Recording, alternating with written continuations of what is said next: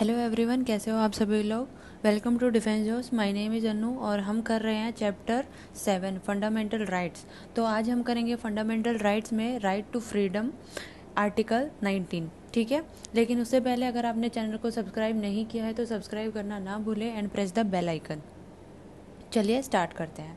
देखिए, कल हमने क्या किया था, राइट टू फ्रीडम जो है आर्टिकल 19 के अंदर आपका आता है, जिसके अंदर जो हमें 6 राइट्स जो है प्रोवाइड कराता है। ठीक है, पहले इसके अंदर 7 राइट्स थे जो कि आर्टिकल 19 के अंदर जो है आपके 7 जो राइट थे, उसमें से एक जो राइट है आपका right to property 44th constitution amendment act के थ्रू 1978 में उसको जो है डिलीट कर दिया गया और उसे लीगल राइट दे दिया गया। ठीक है, उसके बाद आज हम करेंगे कि freedom of speech and expression.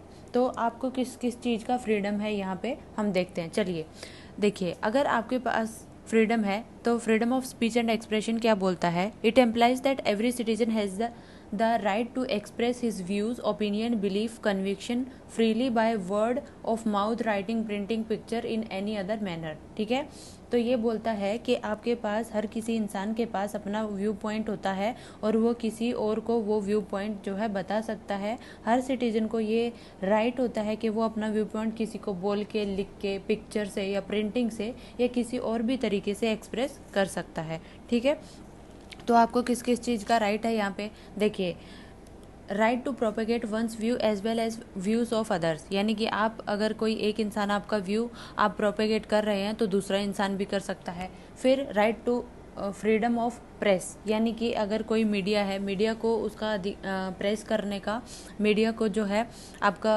Freedom of speech and expression का फंडामेंटल उसका राइट है, तो मीडिया को कोई भी सरकार अगर चाहे तो कंट्रोल नहीं कर सकती है। ठीक है, फ्रीडम ऑफ कमर्शियल एडवर्टाइजमेंट, यानी कि अगर आपको कोई भी एडवर्टाइजमेंट का ऐड देना है या किसी भी तरीके से आपको उसको एडवर्टाइज करना है तो वो फ्रीडम है आपके पास। तो right against tapping of telephonic conversation, यानी कि आपके टेलीफोन को जो है आपको टैप नहीं किया जा सकता, आपकी जो ये आपका सिक्रेसी का एक हनन हो जाएगा। ठीक है, राइट टू प्राइवेसी जो है आपका वो वायलेट हो जाएगा यहाँ पे, तो इसलिए right against tapping telephonic conversation यहाँ पे आपको दिया गया है।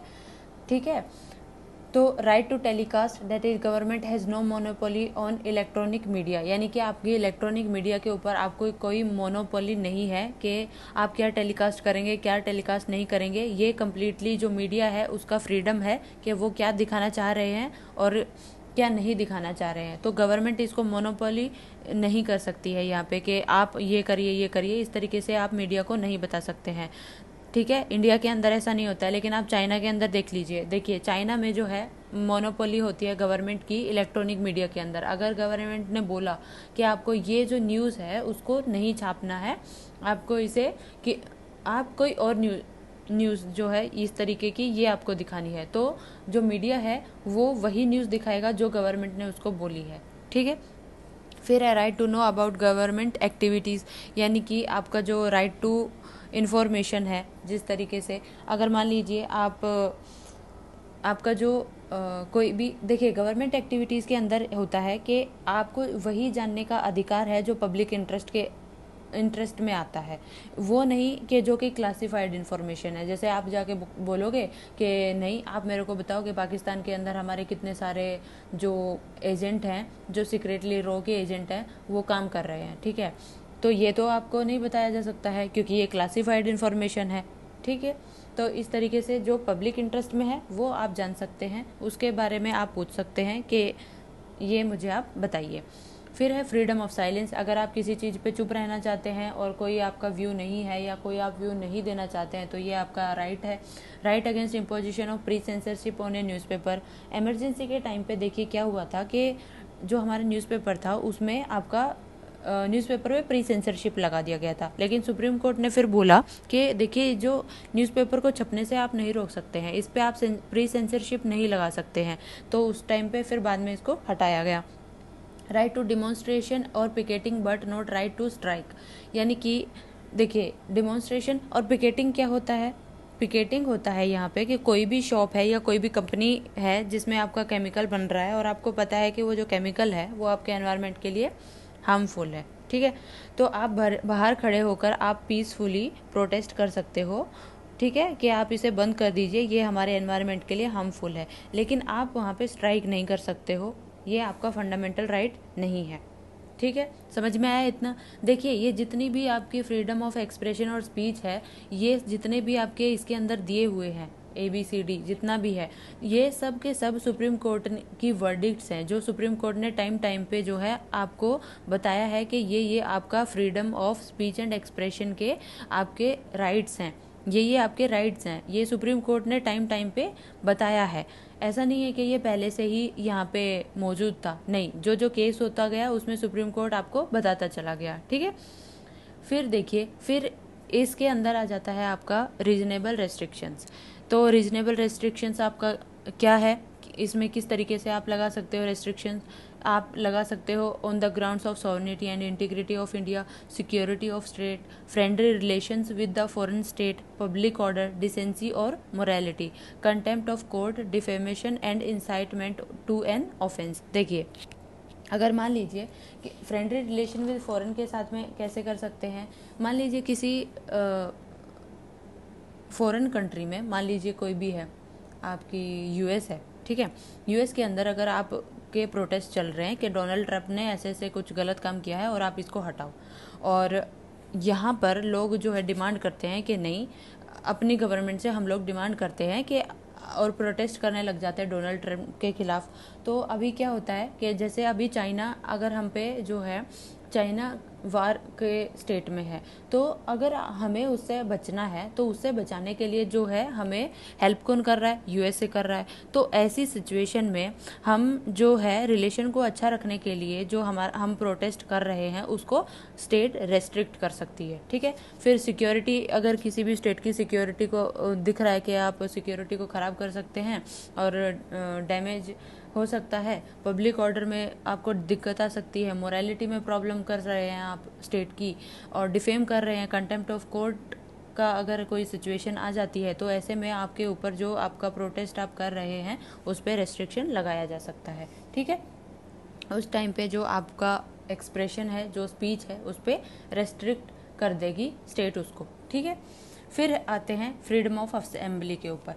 फ्रीडम ऑफ असेंबली में क्या बोलता है कि every citizen has the right to assemble peaceably and without arms, यानी कि हर सिटीजन के पास ये राइट है कि आप पीसफुली कोई भी असेंबली जो है, आप असेंबली को गैदर कर सकते हैं, असेंबली लगा सकते हैं, लेकिन विदाउट आर्म्स।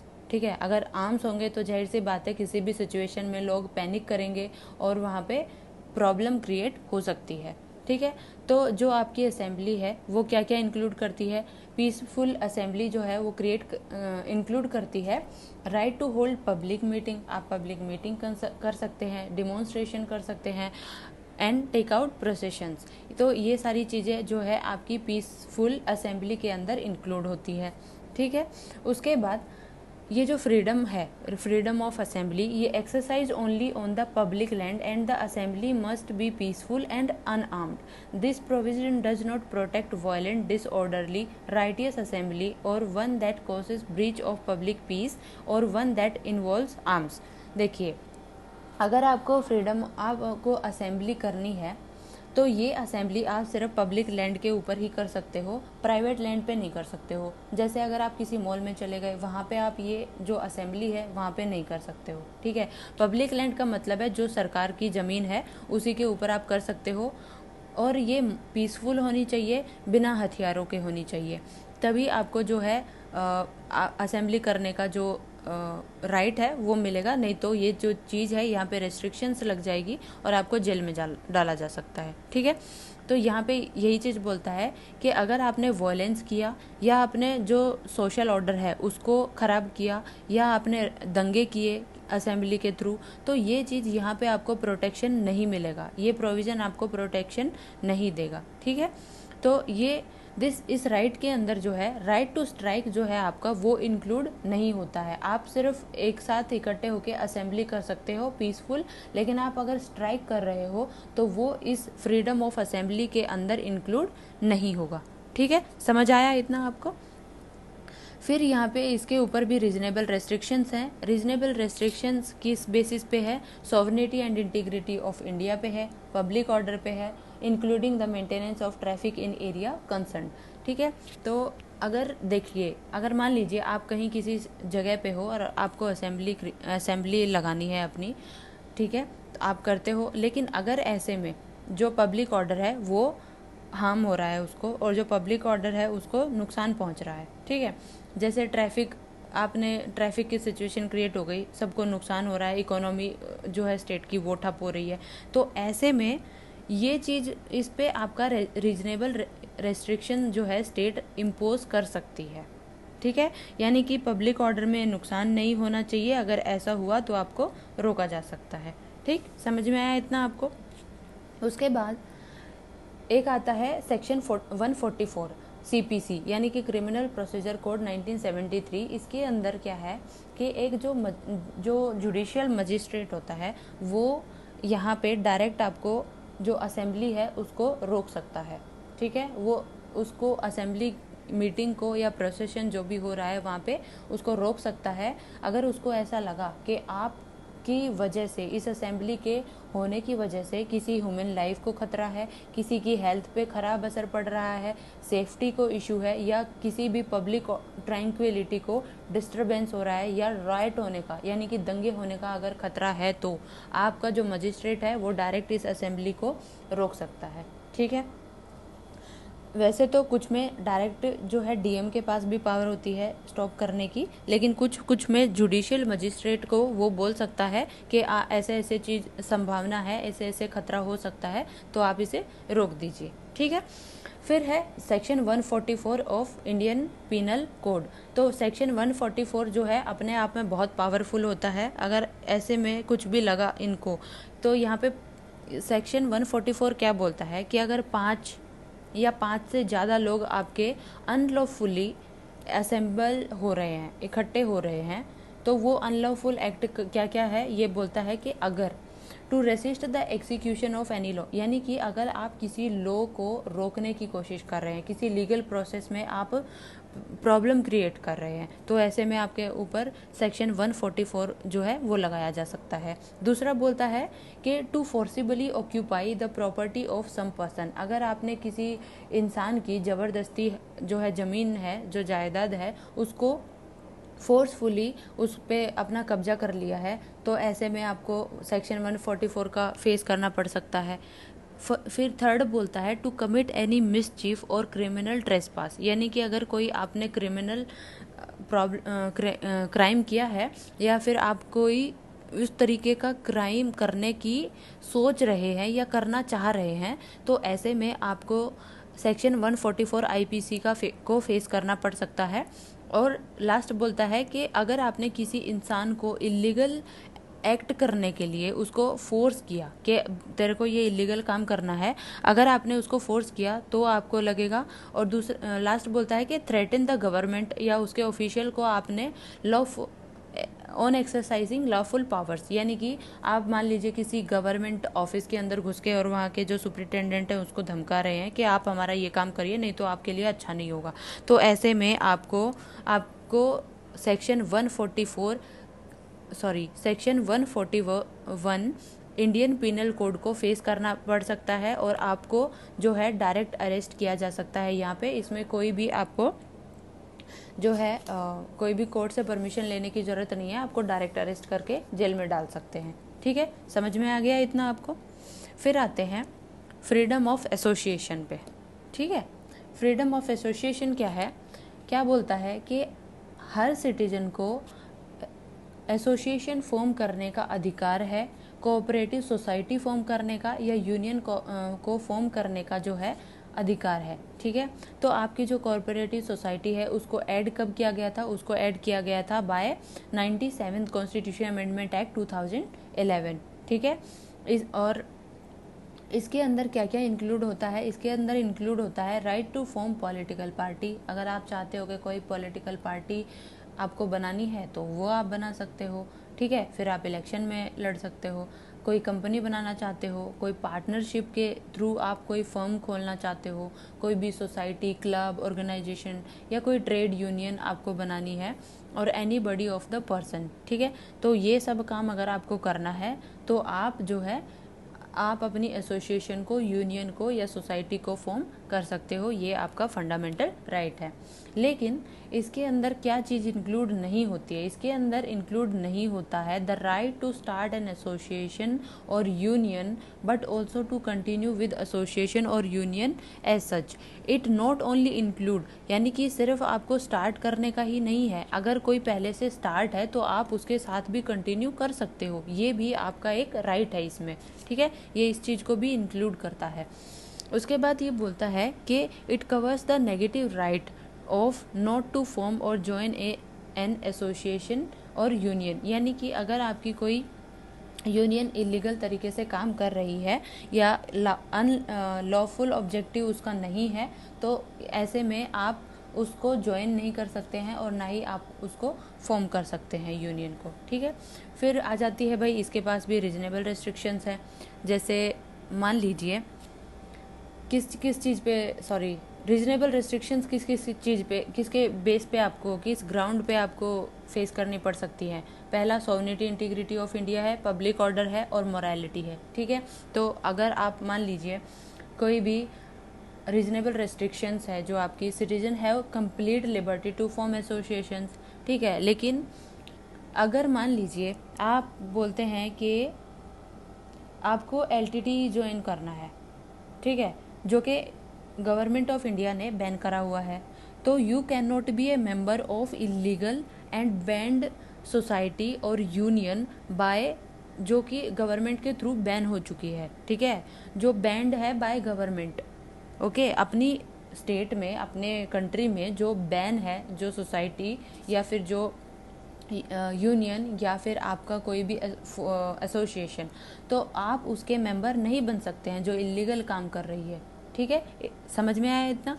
फिर बोलता है कि अगर आप किसी उस चीज़ को छोड़ना चाहते हो, उस सोसाइटी को, एसोसिएशन को, या फिर आपका जो फर्म है जो आपने बनाया था या ज्वाइन किया था, अगर आप उसको छोड़ना भी चाहते हो तो वो भी आप कर सकते हो, कोई आपको फोर्स नहीं करेगा कि आपको इसके अंदर रहना ही है, ठीक है। फिर बोलता है कि अगर आप सिटीजन के पास कंप्लीट लिबर्टी है, लेकिन जो आपकी एसोसिएशन है, यूनियन है, वो लॉफुल ऑब्जेक्टिव उसका होना चाहिए और पर्पस होना चाहिए, तभी आपकी जो एसोसिएशन है या यूनियन है उसको आप अच्छे तरीके से चला सकते हैं और उस पर आपकी रिस्ट्रिक्शंस नहीं रहेगी, ठीक है। इलीगल वो नहीं होनी चाहिए, कहने का मतलब ये है।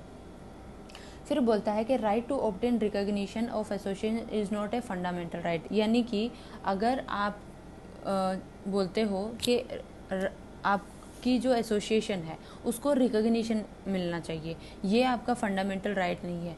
आप उसको फॉर्म कर सकते हो, ये फंडामेंटल राइट नहीं है, लेकिन आपका रिकॉग्निशन हो, ये आपका फंडामेंटल राइट नहीं है, ठीक है। सरकार चाहे तो उसको इलीगल एक्टिविटी के मैटर में आप उसको बंद कर सकती है, ठीक है। तो इसके लिए आपको कुछ स्किलफुल तरीके से काम करना पड़ेगा और उसके बनाने के बाद आपको जो जिस तरीके से अगर आप काम करेंगे, सरकार को आप दिखाएंगे, तो उस हिसाब से आपको सर्टिफिकेट मिल जाएगा बाद में। फिर सुप्रीम कोर्ट बोलता है कि जो आपका ट्रेड यूनियन है उनके पास जो है गारंटी नहीं होती है कि राइट टू इफेक्टिव बार्गेनिंग करने के लिए, स्ट्राइक करने के लिए और डिक्लेयर ए लॉकआउट, यानी कि अगर राइट टू एसोसिएशन से आपको जो है स्ट्राइक करने का राइट नहीं मिलता है, ठीक है। जैसे मान लीजिए किसी एक कंपनी में है, ट्रेड यूनियन वाले वर्कर हैं और उन्होंने अपनी यूनियन बना ली है और वो बोलते हैं कि और यहाँ पे वो इकट्ठे होके बोलते हैं कि नहीं, अब हम लोगों को इतना ही आप जो है इतना हमारा रेस करेंगे, जो हमारे सैलरी है उसके अंदर आप रेस करेंगे, नहीं तो हम स्ट्राइक करने के ऊपर बैठ जाएंगे। तो आपको यहाँ पे ये फंडामेंटल राइट नहीं है। अगर वो चाहे तो एक प्रॉपर एक्शन ले सकते हैं और उसके थ्रू आपको हटाया जा सकता है वहाँ से, ठीक है। और इंडस्ट्रियल लॉ के थ्रू जो है स्ट्राइक को रोका जा सकता है, उनके अपने जो लॉ होते हैं इंडस्ट्री के, उसके थ्रू आपको रोका जा सकता है, ठीक है। फिर आ जाते हैं राइट टू मूवमेंट पे, सॉरी, फ्रीडम ऑफ मूवमेंट पे, यानी कि आप अपनी ही कंट्री के अंदर फ्रीली कहीं भी मूव कर सकते हैं अपनी टेरिटरी के अंदर, ठीक है। एक स्टेट से दूसरी स्टेट में जा सकते हैं, एक जगह से दूसरी जगह पे जा सकते हैं। ये आपका फंडामेंटल राइट है जो राइट टू अंडरलाइन, फिर देखते हैं कि आगे ये क्या बोल रहा है कि ये जो पर्पस है यानी कि फ्रीडम ऑफ मूवमेंट है आपका, ये क्यों है, मतलब इसको क्यों दिया गया है। ठीक है, जो मूवमेंट का राइट है वो क्यों दिया गया है, वो इसलिए दिया गया है ताकि एक नेशनल फीलिंग की जो भावना है, जो आपकी नेशनलिटी की जो फीलिंग है वो प्रमोट हो, ना कि प्रोक्यालिज्म जो है वो इंक्रीज ना हो, यानी कि रीजनलिज्म की जो फीलिंग है वो आपकी इंक्रीज ना हो, बल्कि एक नेशनलिटी की फीलिंग हो कि भाई मैं, ऐसा ना हो कि मैं यूपी से हूँ, बिहार से हूँ, हरियाणा से हूँ, तमिलनाडु से हूँ या मणिपुर से हूँ, इस तरीके की चीज़ें ना हो, बल्कि ये हो कि मैं एक इंडियन हूँ, इस तरीके की आपकी भावना होनी चाहिए। ठीक है, इसको प्रमोट करने के लिए फ्रीडम ऑफ मूवमेंट को दिया गया है। फिर इसकी रीजनेबल रेस्ट्रिक्शन आ जाती है ऑन द बेसिस ऑफ, अगर आप किसी जनरल पब्लिक को नुकसान पहुंचा रहे हैं। ठीक है, जैसे मान लीजिए आप कहीं एक जगह से दूसरी जगह पे गए और आपने, अगर आप पीसफुल तरीके से वहाँ पे रहे तो ठीक है, लेकिन अगर आपने वहाँ पे जाके बवाल मचा दिया है कि नहीं मेरे को ये नहीं चाहिए, वो नहीं चाहिए, आप इस तरीके से गलत कर रहे हैं, ये कर रहे हैं, वो कर, आपने वहाँ के पीसफुल एनवायरनमेंट को जो है ख़राब कर दिया है, तो इस बेस पे आपके ऊपर रिस्ट्रिक्शन लग सकती है। दूसरा फिर बोलता है कि protection of interest of scheduled tribe, यानी कि वहाँ के कल्चर, लैंग्वेज, कस्टम्स को प्रोटेक्ट करने के लिए ट्राइबल एरिया में जो है स्टेट ने एक रेस्ट्रिक्शंस लगाई हुई है, तो अगर आपने वहाँ जाके उसको हार्म करने की कोशिश की तो आपके ऊपर जो है ये रेस्ट्रिक्शंस लगा हुआ है। ठीक है, फिर सुप्रीम कोर्ट ने बोला कि फ्रीडम ऑफ मूवमेंट, यहाँ पे जो आपका प्रोस्टिट्यूशन है, जो प्रोस्टिट्यूट हैं वो इधर से उधर, उनके ऊपर रिस्ट्रिक्शंस हैं, वो इधर उधर नहीं जा सकती हैं on the ground of public health in the interest of public morals. Bombay high court ने भी फिर इस जो वर्डिक्ट है इसको वैलिडेट कर दिया कि जो भाई एड्स से अफेक्टेड जो पर्सन है वो फ्रीली इधर से उधर मूव नहीं कर सकते हैं, उसकी मूवमेंट पे रेस्ट्रिक्शंस है। तो आपके जो प्रोस्टिट्यूट्स हैं उनकी मूवमेंट पे रेस्ट्रिक्शंस है, जो एड्स से अफेक्ट हैं उनकी मूवमेंट पे रेस्ट्रिक्शंस है। ठीक है, तो फ्रीडम ऑफ मूवमेंट का दो तरीके का होता है, एक होता है इंटरनल, यानी कि आप अपने ही कंट्री के अंदर, अपनी कंट्री की टेरिटरी के अंदर आप मूवमेंट कर सकते हैं। एक होता है एक्सटर्नल, यानी कि आप फॉरेन चले गए हैं। ठीक है, तो यहाँ पे जो हमारा फ्रीडम ऑफ मूवमेंट है वो सिर्फ इंटरनल जो आपका मूवमेंट है उसको प्रोटेक्ट करता है। ठीक है, यानी कि सिर्फ इंटरनल को प्रोटेक्ट करेगा, और एक्सटर्नल को प्रोटेक्ट करने के लिए हमारे पास आर्टिकल 21 है, right to life and personal liberty. ये जो पर्सनल लिबर्टी के अंदर आ जाता है आपका फॉरेन जाने के लिए और वहाँ से वापस आने के लिए। ठीक है, इतना समझ में आया, ये बहुत इंपॉर्टेंट है, आप इसको याद रखिएगा कि आपका दो डायमेंशन होता है, इंटरनल होता है, एक्सटर्नल होता है। इंटरनल को डील करता है आर्टिकल 19 और एक्सटर्नल को डील करता है आपका article 21, right to life and personal liberty. ठीक है, फिर देख लेते हैं भाई फ्रीडम ऑफ रेसिडेंस, यानी कि आप कहीं पे भी जाके रह सकते हैं, सेटल हो सकते हैं अपनी ही कंट्री के किसी भी पार्ट के अंदर। ये दो तरीके का होता है, एक आप टेम्परेरी कहीं पे शिफ्ट कर रहे हैं, जैसे बहुत सारे लोग छत्तीसगढ़ से, एमपी से, यूपी से दिल्ली के अंदर सेटल होते हैं पढ़ने के लिए, तो वो टेम्परेरी बेसिस पे होते हैं। ठीक है, दूसरा है कि आप परमानेंट वहाँ पे शिफ्ट हो गए हैं, वहाँ पे आपने अपना घर सेटअप कर दिया है और वहाँ का आप एक डोमिसाइल ले लेते हैं, तो वहाँ पे आपको राइट टू वोट जो है वो मिल जाता है, अगर आप परमानेंट वहाँ पे शिफ्ट होकर आपने डोमिसाइल ले लिया है तो। ठीक है, तो ये दो तरीके का हो गया, एक टेम्परेरी बेसिस पे, एक परमानेंट आप शिफ्ट कर रहे हैं। ठीक है, फिर बोलता है कि ये जो इंटरनल, इसको क्यों किया, फ्रीडम ऑफ रेसिडेंस क्यों दिया गया है, ताकि आपका जो इंटरनल बैरियर है आपकी कंट्री के अंदर ही उसको ख़त्म किया जा सके और आप अलग अलग पार्ट्स को आप अच्छे से जान सको और आपके अंदर जो नेशनलिज्म की, जो इंडियन होने की जो फीलिंग है वो प्रमोट हो सके। ठीक है, और नैरो माइंडेडनेस जो आपके रहती है कि ये जो रीजनलिज्म वाली फीलिंग जो रहती है वो ख़त्म हो सके, इसलिए ये जो रेसिडेंस वाला है इसको प्रमोट किया गया है। ठीक है, फिर यहाँ पे कुछ रीजनेबल रेस्ट्रिक्शन जो है स्टेट इम्पोज कर सकती है on the basis of interest of general public and protection of interest of any scheduled tribe, जो मैंने आपको अभी बताया था मूवमेंट के अंदर जो आपको बताया था। ठीक है, तो देखिए बहुत सारी चीज़ें रेसिडेंस की और मूवमेंट की ना ओवरलैप होती है, तो ये एक जैसे ही हैं, लगभग एक जैसे हैं, कुछ कुछ चीज़ों में थोड़ा बहुत डिफरेंस है। ठीक है, तो ये they are complementary with each other, यानी कि फ्रीडम ऑफ रेसिडेंस और फ्रीडम ऑफ मूवमेंट जो है वो complementary with each other. Okay, फिर बोलता है, तो ये आपको इतना आई होप कि समझ में आ गया होगा, क्योंकि सेम ही है। शेड्यूल ट्राइब में आपको बैन किया, रिस्ट्रिक्शंस हैं, वहाँ पे आप जाके प्रॉपर्टी नहीं खरीद सकते हैं, और वहाँ के आप जो लॉ है उनको चेंज नहीं कर सकते हैं, कस्टमरी लॉ होते हैं वहाँ पे ट्राइबल एरिया के। ठीक है, फिर प्रोस्टिट्यूट को बैन किया गया है, हैबिचुअल ऑफेंडर्स को बैन किया गया है। ठीक है, फिर देख लेते हैं freedom of profession. Freedom of profession के अंदर क्या आता है? फ्रीडम ऑफ प्रोफेशन के अंदर आता है कि all citizen are given the right to practice any profession और to carry on any occupation, trade और बिजनेस, यानी कि आप कोई भी किसी भी तरीके का काम कर सकते हैं, कोई भी ऑक्यूपेशन, कोई भी ट्रेड अगर करना चाह रहे हैं या बिजनेस करना चाह रहे हैं तो आप वो कर सकते हैं, ये आपको राइट दिया जाता है। ठीक है, तो यहाँ पे जो स्टेट है वो हमारी वो रीजनेबल रेस्ट्रिक्शन कौन से बेसिस पे लगाती है कि जनरल पब्लिक के interest of the general public के बेस पे लगाती है, और state is empowered to first prescribe professional and technical qualification necessary for practicing any profession और कैरिंग ऑन एनी ऑक्यूपेशन। देखिए, अगर सरकार चाहे तो यहाँ पे प्रोफेशनल और टेक्निकल क्वालिफिकेशन के लिए कुछ रीजनेबल रेस्ट्रिक्शंस लगा सकती है किसी भी जॉब को लेने के लिए। ठीक है, जैसे फॉर एग्जांपल अगर कुछ कुछ जगहों पे आपका मान लीजिए अकाउंटेंट का जो एक आपका फॉर्म निकलता है जॉब के लिए, और वो जो है वहाँ पे एक क्वालिफ़िकेशन दायर कर दी जाती है कि ये क्वालिफ़िकेशन हमें चाहिए, तो वहाँ पे कुछ लोग बोलते हैं कि सिंपल बीकॉम होना चाहिए, और कुछ लोग वहाँ पे एक रेस्ट्रिक्शन लगा देते हैं कि जिन लोगों ने सीए की हुई है और 2 साल का एक्सपीरियंस है तो वो लोग ही अप्लाई कर सकते हैं वहाँ पे। तो ये होती है आपकी प्रोफेशनल और टेक्निकल क्वालिफ़िकेशन पे रेस्ट्रिक्शन, रीजनेबल रेस्ट्रिक्शंस, क्योंकि वहाँ पे कुछ कुछ जो टेक्निकल एक्सपर्ट चाहिए होते हैं, उनको प्रोफेशनल चाहिए होते हैं, तो वहाँ पे वो सीए मांग सकते हैं। कुछ कुछ में आपकी केमिकल की डिग्री मांगी जा सकती है, कहीं कहीं पे आपका जो बोलेंगे तो इलेक्ट्रिकल इंजीनियर होना चाहिए। ठीक है, और इस इतने टाइम के लिए आपका एक्सपीरियंस होना चाहिए, तो ये इस तरीके की रेस्ट्रिक्शन जो है स्टेट लगा सकती है। ठीक है, फिर बोलता है कि carry on by itself any trade, business, industry और service whether to exclusion complete और पार्शियल ऑफ सिटीजन और अदरवाइज। ठीक है, यानी कि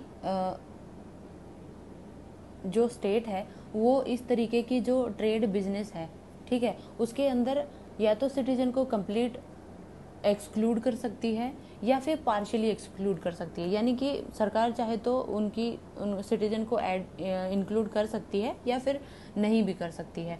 दस no objection can be made when the state carries on a trade, business, industry, service either as a monopoly. अगर आपकी स्टेट जो है किसी भी ट्रेड पे, किसी भी बिजनेस पे अगर आप वो मोनोपोली लेना चाहे, या तो पूरी मोनोपोली ले सकती है स्टेट, या फिर अगर पार्शियल मोनोपोली लेना चाहे तो उसमें हम कोई भी ऑब्जेक्शन नहीं कर सकते हैं। ठीक है, इसमें बस यही बात बोली गई है।